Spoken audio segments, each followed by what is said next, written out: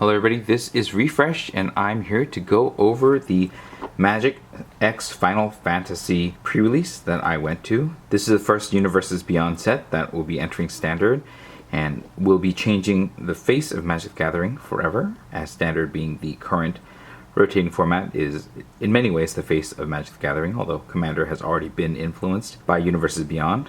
I had a lot of mixed feelings about this particular set because I don't dislike Universes Beyond as an idea, but I don't like the thematic conflux that happens when you mix the IPs that are not Magic in with IPs that are in constructed formats, meaning that powerful cards from these sets will eventually make their way into every format, and you won't be able to help but see all this mix of IP across the battlefield and in your own deck if you want to be competitive. And I don't like how that feels, and so at first I was entirely resistant to this change and I was planning on quitting Magic altogether, but I realized that I could just quit Constructed altogether and then enjoy Limited, where the themes and of the IPs aren't all jumbled together internally. The Final Fantasy set will just be Final Fantasy all the way through. When you're playing Limited, you don't have to worry about Magic IP or SpongeBob or whoever else it might be mixed in with your Final Fantasy, and so the aesthetic of the game remains consistent, at least when you're playing Limited. And so that got me over the hurdle to go to this particular pre-release, and part of the reason I was torn is because I remember playing the original Final Fantasy back in 1990 or 1991, whenever it was that I got my hands on it, and I remember enjoying it a lot back then, and I've played through most of the Final Fantasies up through Final Fantasy IX, and so this game series is quite significant to me in terms of the amount of hours I spent enjoying the worlds that are created. And so having it being represented in Magic the Gathering, something that I probably did with fan cards that I made when I was younger, is consequential and desirable in many ways. It's just that I don't like the aesthetic disunity created when you mix all these IPs together in a soup. So I went down to Emerald Knights and I joined the pre-release, and this is what you get. You get a pre-release kit that you rip the side off, and it says answer the call of the crystals. I immediately found it enjoyable to see this classic looking hand and text in the 16-bit sort of look. And if you open it inside, you see an attack on Garland here, again using the revised 16-bit style Final Fantasy I artwork, and even the counters and the tokens that are added to the side are amusingly 16-bit-ish. There are our 4 heroes. And then if you pull this out, you chose to attack here, and then Garland took 2 hits, right? So that was quite amusing, the fighter being the one to deliver those 2 hits. And I really enjoyed the aesthetic of this box. Now, the actual pre-release itself didn't really have anything with it besides the tournament and this packaging material here, and so it's not any better than any other given set because there's literally nothing else special about it. They didn't really do anything at Emerald Knights or from Wizards to Final Fantasy up the experience.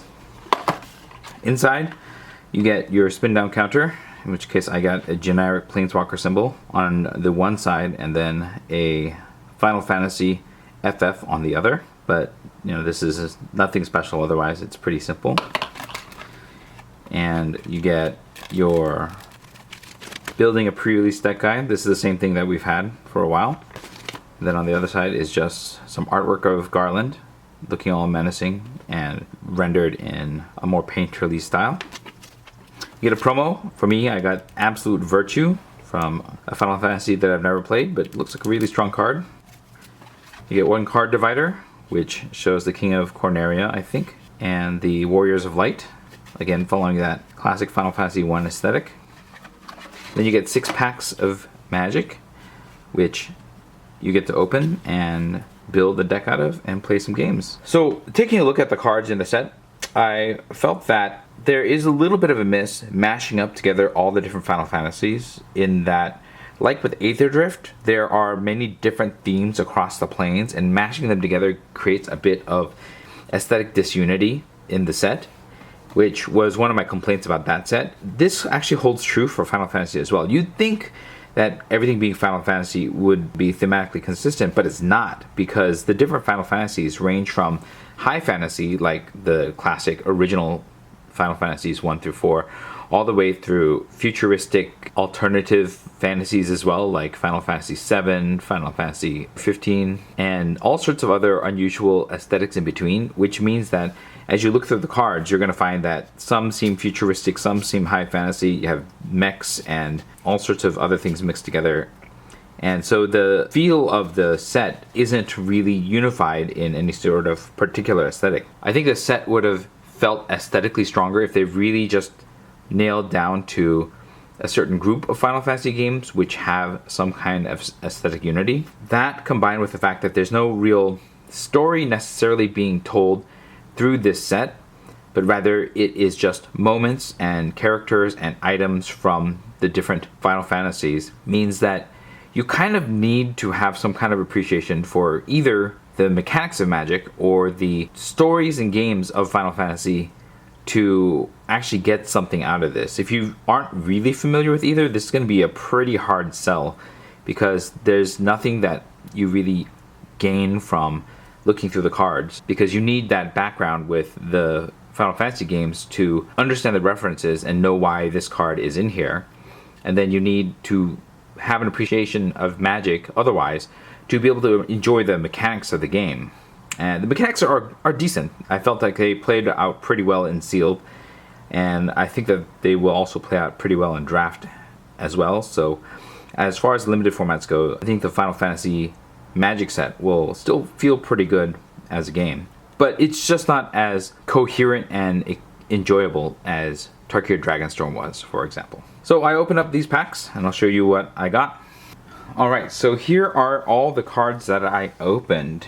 Just taking a look at the cards that I have, it's clear to me that black is the most numerous in card quantity, meaning that there's a good chance I'll just have to play it because it has most of the cards in the set. And then on the lower end are red and white, with blue and green being the second and third most present colors in my card pool. So I went ahead and started by looking at what I could do when I combine green and black as well as blue and black. And in each case I actually had a 2-color card with the Cloud of Darkness and Ultimacia, which would also play with these particular card combinations. And then I was also drawn to potentially playing blue and white together because of Sid and Absolute Virtue, with Absolute Virtue being an absolute bomb, although 8 mana is very hard to cast. And I found that both with blue and black and green and black, it made the 5-drop slot unusually large, and green turned out to have a large number of cards that weren't that useful if you didn't have proper synergy. For example, Tifa is a landfall card primarily, and it doesn't really work with black. And then you also have cards like Airship Crash, which could be useful, but there's no certainty that they will be useful. Yes, you can cycle them, but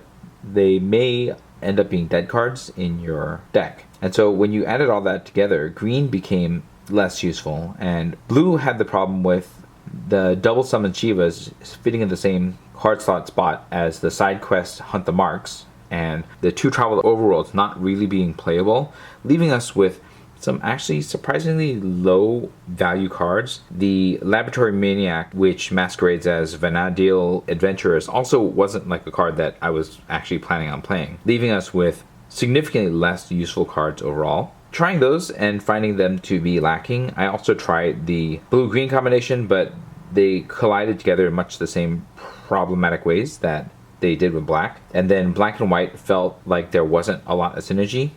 And interestingly enough, then I looked at red and black, red which had the least number of cards, and I discovered that what they had together was the most amount of removal. Between the two of them, I had a lot of removal all the way up the spectrum, and then I wondered if they could make a playable deck together. I noticed that there was some kind of synergy with the Black Wizard's non-creature spells and the side quest Hunt the Mark, getting you treasures and flipping when you kill your opponent's creatures, and that felt like it might be enough to work. And so that is the build that I ended up trying to make.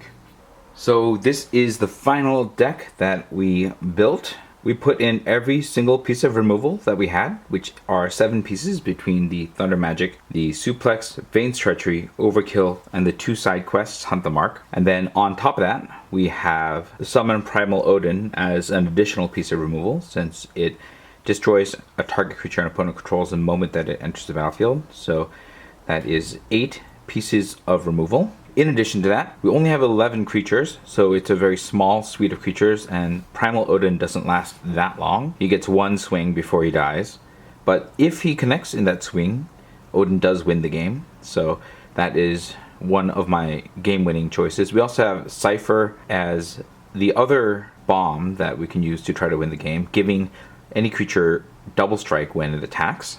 And then Cypher himself will enable us to recast a number of our removal spells from the graveyard if Cypher connects as well. Outside of that, we have some things to hold up the ground, like the Dire Rats, Sabotender for ping damage, Heck Dice for a little value, I'll bed Salvagers to maybe get some value out of our own creatures dying. We have the Black Mage theme, where non-creature spells deal damage, with Queen Brane, Mysidian Elder, the Black Mage's Rod, and Lindblom Industrial Regency, all giving us Black Mages that can deal damage as we cast our many non-creature removal spells, as well as a number of non-creature spells that aren't removal spells. For the ones that aren't removal spells, the Black Mage's Rod and the Red Mage's Rapier are acting as 2-drop creatures as well. So the Black Mage's Rod makes the hero and makes it a 2/1 that has a Black Mage effect, and then the Red Mage's Rapier cares about casting non-creature spells. And then in addition to all the removal spells, we have the Resentful Revelation to help us dig through the deck and potentially put some certain cards in the yard when we don't want them, or if we want to use Evil Reawaken to get them. That being our other major card here that helps us reclaim Cypher and Primal Odin multiple times. I put both in the deck because getting those 2 cards back is going to be important for us winning the game. And so being able to get back Primal Odin twice means that there's 2 more creatures that it destroys, 2 more chances for it to deal lethal to my opponent. And then getting back Cypher is also quite the value with the double strike that it offers. The side quests Hunt the Mark have the additional benefit of generating treasures when your opponent's creatures die on your turn. And when those treasures accumulate 3, they can flip over to become a 5/6 that you can pay 1 and a black and sacrifice an artifact or creature to give it indestructible, which makes it very, very resilient. Having 2 of them does make things complicated if you have both of them out, but I find that it is certainly worth it to put these into the deck because all the death dealing that the deck does through its removal enables us to turn that thing over pretty quickly, and then it becomes quite a powerhouse as well. That's the basics of the deck. It's pretty simple. Kill your opponent's stuff, and then hopefully you'll be able to stick one of your bombs for the win. And then we have a bit more black pips than red pips, and so the deck required 9 swamps and 7 mountains, in addition to the Lindblom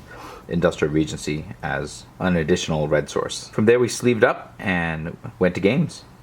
So on to the games. The very first match was up against a very young man wielding a Grixis deck, and in the first game I had to take a mulligan because of a hand that had only red mana and black cards, which was obviously not going to be functional, and I kept the 6er. We played for quite a bit, going back and forth. My opponent playing probably a little too carefully, but otherwise playing quite well.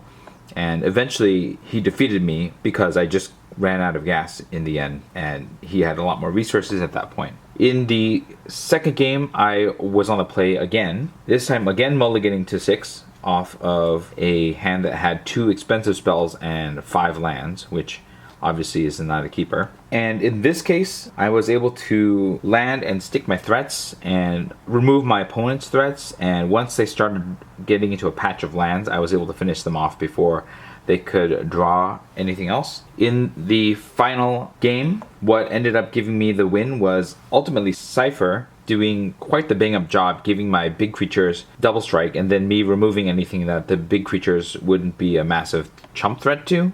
And so that ended up getting me there in the end as soon as my opponent ran out of resources. Then we went on to the second match. This was against a red-white player, and their deck was amazing.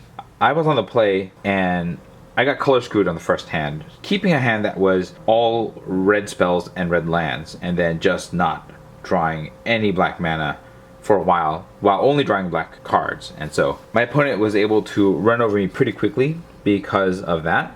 And I figured I would draw a swamp eventually, and I did draw one swamp, but I drew far more black spells than I drew swamps, and that just put a chokehold on my resources when it came to being able to cast the spells that I had. On top of that, my opponent had a rare, the Furion, which duplicated their weapons, and they actually had a lot of really good equipment, and so that also played a big role in destroying me. In the second game, we both kept hands that were a little light on spells, but one of the spells that my opponent had was Ash, which is a creature that can dig up artifacts on attack, and unfortunately I didn't have much to block with drawing as many lands as I did, and so while I was able to remove Ash eventually, by the time that I did, my opponent had a equipment called Machinist's Arsenal, which gives +2/+2 by the number of equipment my opponent had, and they drew a lot of equipment thanks to Ash. And so by the point that I was able to start casting removal, I was shooting down their 1/1s,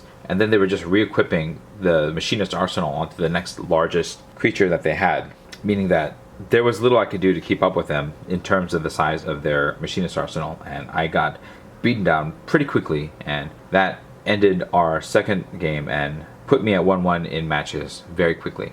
In our final match, I went up against a Orzhov player, and in the very first game, my opponent was on the play, and they had a pretty aggressive start, and we both reached a point of relative stability, and it just really became down to a top deck war, and my opponent won that war as I started drawing just lands and they started drawing gas. And so I was overcome by their amount of board state and lost quickly once that started happening. In the second game, I was on the play, and my opponent got mana screwed pretty early on, and so even though I was drawing a lot of lands, I was able to cast my spells, remove their threats, and get them to such a low life total that even once they were able to draw their fourth land, they just were not able to put anything down and have it stick because of all the removal in my hand, that I was able to finish them off with not a large number of creatures.